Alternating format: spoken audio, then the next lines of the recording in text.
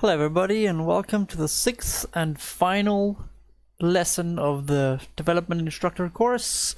So after this you'll be graduating, yeah baby, and we will move on to the National Instructor course where things will get a little bit more interesting, of course. So what we're going to do today is some tactics. Before I start with that, let me just say that I will be starting some live shows on Twitch. On Saturday, this Saturday, what's the date? Well, the 3rd, the 3rd of June, I will be doing a simultaneous. At the bottom, I'll just put on, what parameters and stuff you can add on, or, to challenge me on chess.com. It can be rated or unrated, I don't really care, it doesn't really matter. And I will play as many people as there is, okay? So come and follow me on Twitch under the channel The Next Move. So yeah. Okay, so what are we doing today? Today we're doing 3 more different types of tactics for you, which will definitely help you a lot for when we start the next section. So in this one, we will start with discoveries. So what is a discovery or discovered attack? It's when you move a piece and realize that if you move that piece, one of your other pieces suddenly will be attacking something. This can be check, or it doesn't have to be check. In the case of this position, if you have a quick look here, you'll see that this bishop would be attacking the king if we were to move the rook. Okay, and because it's check, that means the rook can go wherever it wants to. Okay, because of course the king will still be in check. Unless the rook, of course, would have been able to move next to the king, then the king would be able to take the rook, because it would still be getting out of check and be taking the rook. So in this case, most of you will probably firstly want to go for rook takes c5. Okay, now this is obviously a good move. There's nothing wrong with this. You will just win a clean knight out of the deal because you're attacking his king, and that means that he cannot take your rook. Okay, but there is a better move. Okay, always with tactics, you obviously, if you can get more points or more material out of the deal, then that's what you want to do. So if you found this, very nicely done. Rook e6 gives us a better attack because now we're attacking the king and we are also attacking his rook. So after he moves his king or stops the check, if he could, with blocking or whatever, then we would be able to just take his rook. So we would get 5 points instead of 3. Okay, let's rummage through a couple of these just to give you a nice good feel for them. Here again, you can quickly see that the rook, if it moves, the bishop will be attacking the king, which means that we can just play rook check. Okay, so the bishop puts him in check and the rook attacks the queen. Now the next one is just the sleight of hand one here. So we have the same idea here, except one has to be a little bit careful because the queen is attacking the bishop. So were you to play here with the same idea as the previous puzzle, unfortunately the queen would be able to take the bishop and you would get nothing. So instead you would play the rook here in this variation, because now the rook blocks the queen from attacking the bishop still attacks here, and the rook still attacks the queen. Of course in this one he could block, but it doesn't really matter because you do win the queen anyway. So next one here, let's flip this one just so you can see it from black's position. We can quickly see that the rook would be attacking the queen, and here the knight would go check and the rook would attack the queen. So after he moves his king, you just take the queen. Next one, this one's also for black. So here quickly we can have a look. We can see that the rook would be attacking the queen if the pawn wasn't in the way. So if we could move the pawn and do something interesting with it, most of the times obviously if it is check, like discovered check, then that's the best way to go. So pawn check here, attacking the king and attacking the queen. Here in this little variation, he could protect his queen, and after takes, you would only be a pawn up, but there is no way for him to stop the pawn from running and getting you another queen. Perfect. Okay. Here they get a little bit more tricky because it doesn't always have to involve a check. Remember this. Doesn't always have to involve a check. So here we can quickly see that if the knight were to move, we would be able to attack the queen. So the knight has to move somewhere and attack something as well. Usually of greater value than itself, or possibly, you know, if it could, as long as it can win material, then it's also okay. So here, if you spotted it, knight c4 would be attacking the rook, and the rook would be attacking the queen. Now, there is a little way here just to show you a little bit more why tactics are so important. Okay, the only way for the queen to play, that's interesting. I guess the queen could play here as well, yeah. In which case, you would take here, he would take here, you would take here, and he would take here, and you end up material up. You can probably just hunt down pawns. Rook here and rook here. If he moves there, you just go rook here.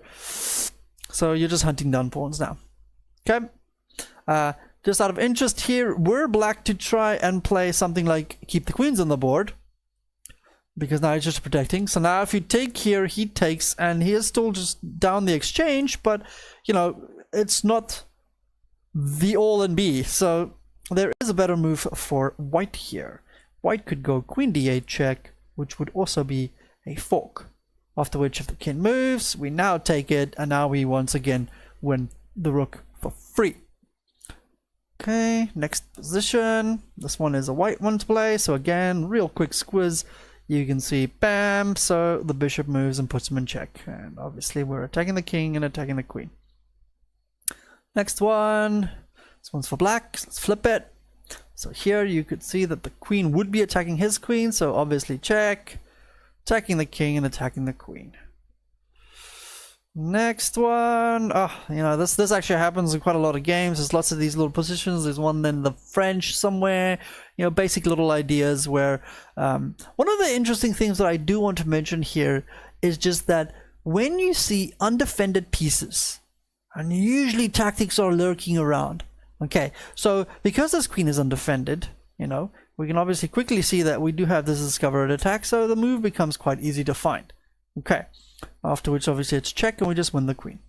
So always look for undefended pieces in these things. Okay, in this position we look quickly, white has two undefended pieces. We can see that we have a discovered attack on this rook. So this knight just has to go somewhere to attack the other undefended piece in this position. So after knight d4, the knight attacks here and the rook attacks here.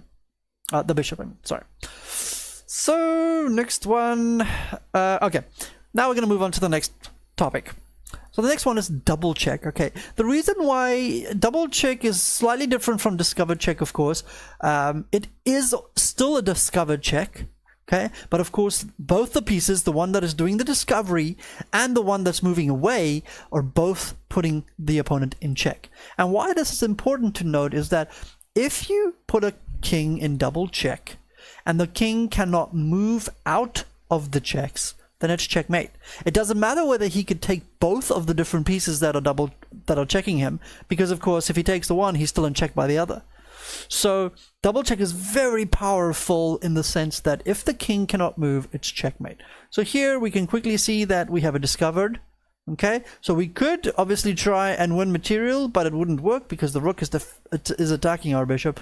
But after the move here, check, there is nowhere to go. We'll quickly see that this king has no escape squares. Stuck. Okay, and even though he could take the bishop, he doesn't have the time for this because there is another piece checking him as well. So let's look at a few of these. In this specific case here, you'll see that the rook would be attacking the queen would be attacking the rook. So if the bishop did not put double check, then the king wouldn't have to move and the queen instead could take something. So here we can quickly see that there we have a discovered, so the bishop goes check, and now it's double check, as you can see, which means the queen cannot take here and neither can the queen take here. So he has to move his king, and afterwards we just win the queen. Next one, this one's for black to play. Here again, we can quickly see that we have discovered, and by double checking, obviously the king has nowhere to go, stuck in here, and it's checkmate. The next one, we have it for, gotta think about this, huh? Okay, so this one is for white to play. Let's just flip the board back again. So here we can quickly see that we do have this. Okay, this queen is defended for now, but of course after the knight going here, we have a check, and the knight is attacking the queen. So after the king moves, which it has to do because it's double check, you just win the queen.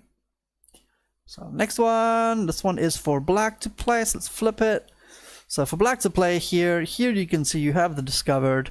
Okay, There's two options here, of course. One has to be careful of which one you take, because remembering that the king has to move, but if the king can take one of the pieces that is checking him, then it most likely won't help you that much. So this would not be a good move, because he would just be able to take your bishop. But the other way around we can take, because of course the knight's defending the bishop, so now after the king moves, doesn't really matter where, we can just checkmate actually. Obviously you could take the queen if you wanted to, but there is a checkmate on the board. Okay, next one. This one's a nice one for white. This is also from an opening position, which happens quite often.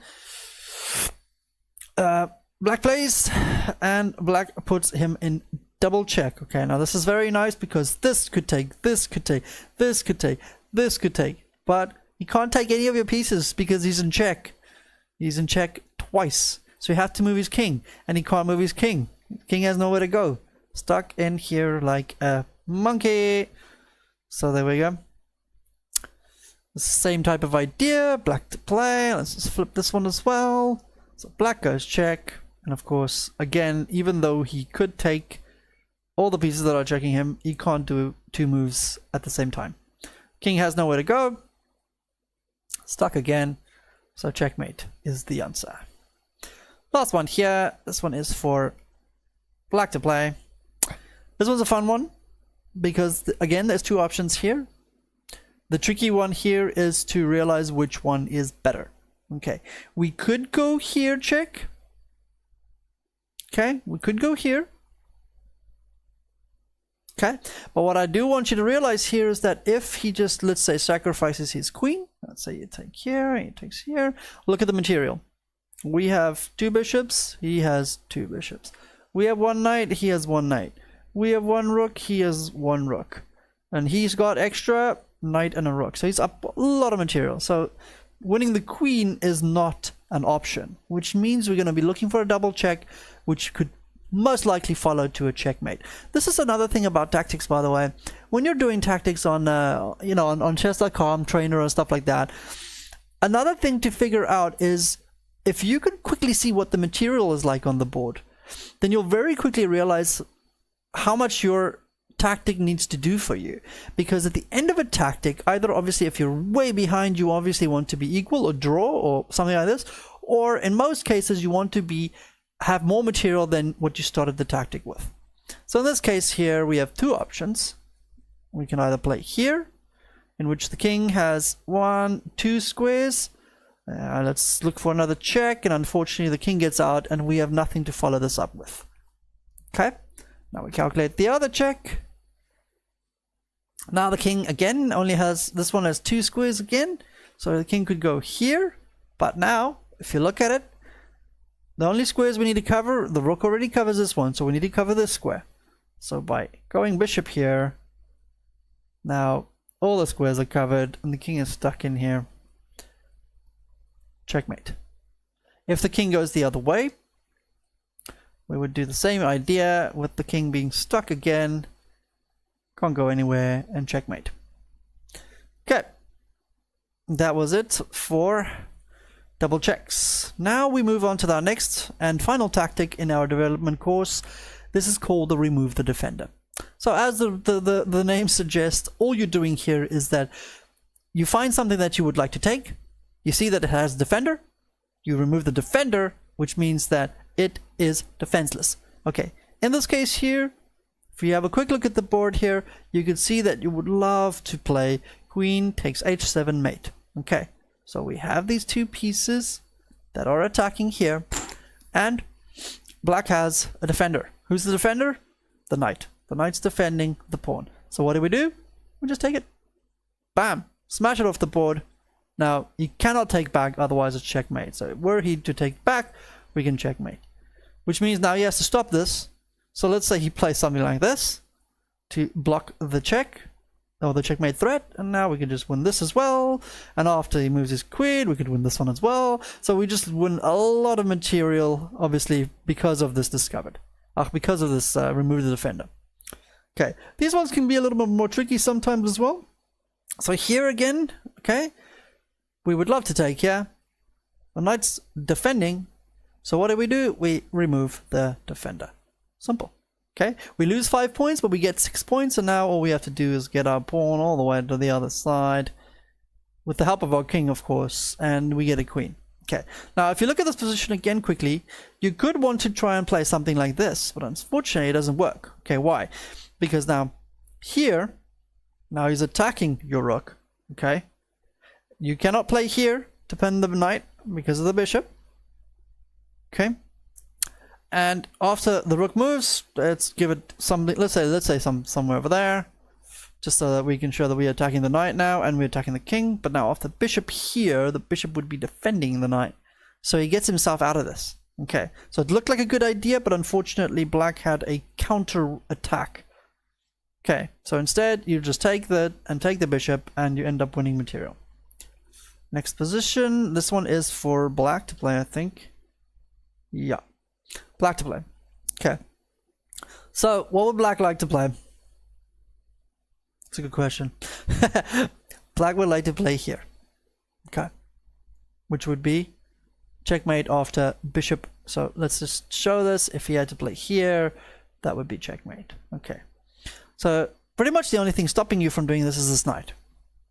Okay, but there's other ways of looking at this as well. So the other problem here as well is that white is threatening to go checkmate here as well.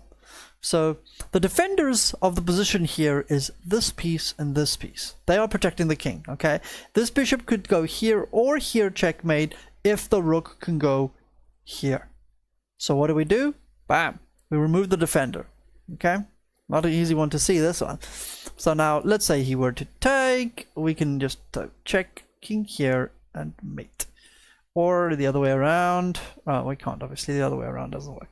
So if he were not to take your, I mean, what does he play now if he doesn't take? Because now also you are pinning this knight, so you're just threatening to go checkmate anyway. Okay, let's say he tries to block you. I don't know, let's say he tries to play, I'm trying to find something here.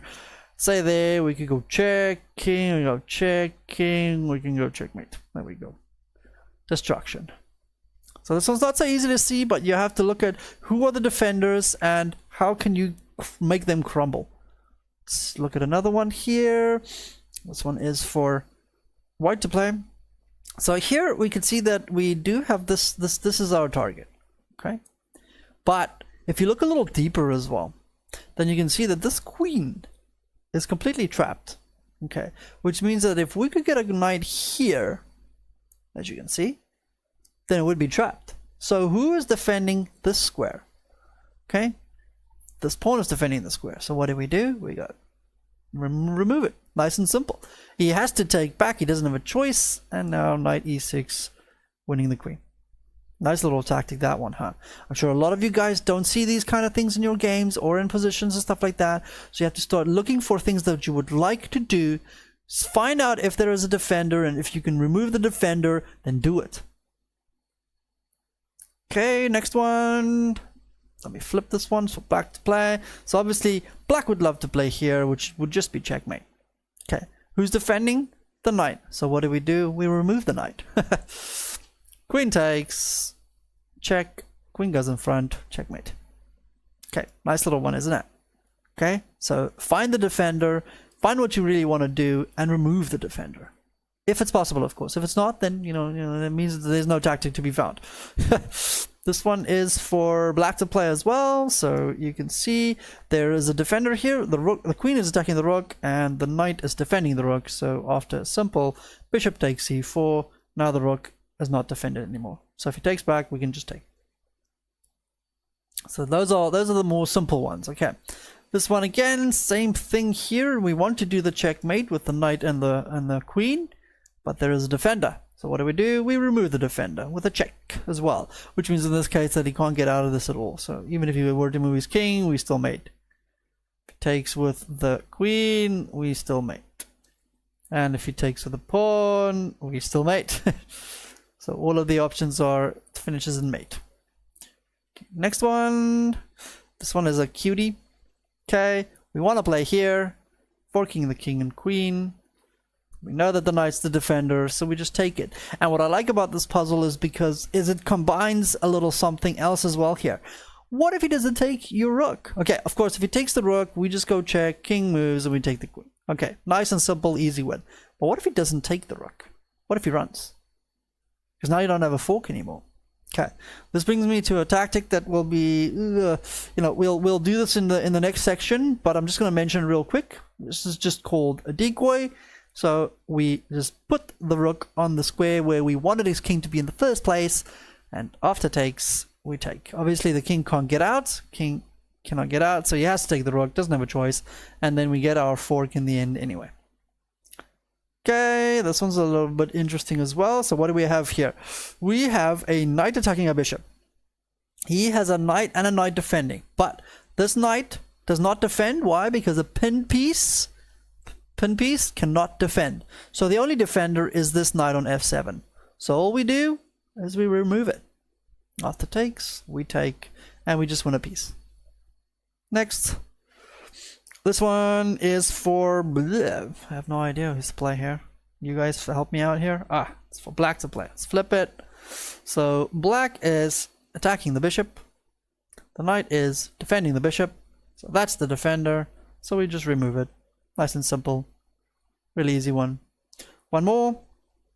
This one, nice and easy. Black to play. King is attacking the rook. The knight is defending the rook. So we just remove the defender and we take. Last one, just to get this in here real nice. This one is for white to play. So this knight is attacking the bishop. This knight is defending the bishop. So that's the defender. So after removing it, nice and simple, we just win a piece. Okay, so it's not a very hard tactic to figure out, but a lot of the time, if you don't know to look for it, you're not going to find it. Okay, so that brings us to the end of the development instructor course. If you watched all the videos, then well done. I can honestly say you're not a beginner anymore. Okay, if you're capable of applying these 6 lessons, then you're definitely not a beginner anymore. Then you'll definitely be able to play a just somewhat decent chess game. Okay, from here we're gonna definitely start introducing you into a little bit more smaller concepts, just positional play, some strategies, how to attack a king, stuff like that. That's a chapter you guys will definitely like a lot. And then also just follow me on Twitter, follow me on Twitch now as well, under The Next Move. And remember, for the 3rd of June, this Saturday at 3 p.m. Central European Time, CET, okay? I will be doing a simul on chess.com. Anybody is welcome. If Grandmasters wants to come and challenge me as well, bring it on. Where's Simon Williams? Where's my GM scalp again? If you guys didn't see that, go check out his Spicy Chess, one of his Spicy Chess shows. Not the last one, the one before that, where I took him down in his show. That was a really, really nice little one. It wasn't a great game, but hey, I'll take it. Thanks, guys. I'll see you guys soon.